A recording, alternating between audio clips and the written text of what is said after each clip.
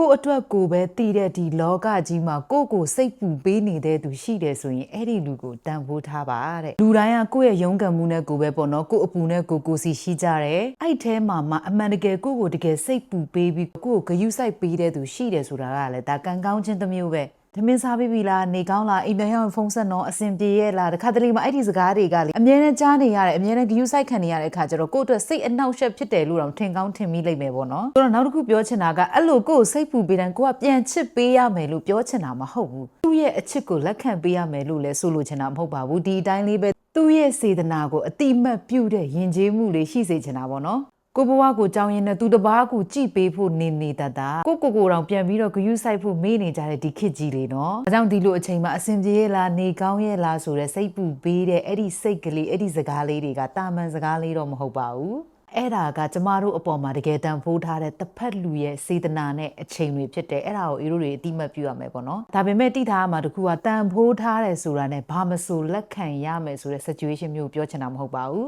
အေးတို့ထိန်းချုပ်မှုမရှိဘဲနဲ့ကောင်းစေချင်လို့အကြံပေးတာကျမတို့ရဲ့ခံစားချက်တွေကိုနားလည်ပေးတာကိုအစမပြေနေတဲ့အချိန်မှာရှိနေပေးတာမျိုးဆိုရင်တော့ဒါကတန်ဖိုးထားရမယ်သူမျိုးပဲဖြစ်ပါတယ်အဲ့လိုမဟုတ်ဘဲနဲ့စိတ်ပူလို့ဆိုတဲ့အကြောင်းပြချက်တစ်ခုတည်းနဲ့အမြဲတမ်းကိုထိန်းချုပ်ဖို့ကြိုးစားနေတာချုပ်ချယ်နေတာကိုနဲ့ပတ်သက်တဲ့ဆုံးဖြတ်ချက်တွေကိုလိုက်ပြီးတော့ထိန်းချုပ်နေတာမျိုးဆိုရင်တော့အေးတို့တွေအနေနဲ့ကတော့ညှင်းသက်ရပါမယ်ဘလို့ပဲဖြစ်ဖြစ်ရှင်သန်နေတဲ့ဒီလောကကြီးမှာတယောက်ရဲ့တန်ဖိုးကိုနားလည်ပေးလိုက်တာကအရှုံးမရှိပါဘူးဆိုတော့အေးအနေနဲ့အဲ့ဒါလေးကို sharing လေးလုပ်ပေးချင်တာပါအားလုံးကျေးဇူးတင်ပါတယ်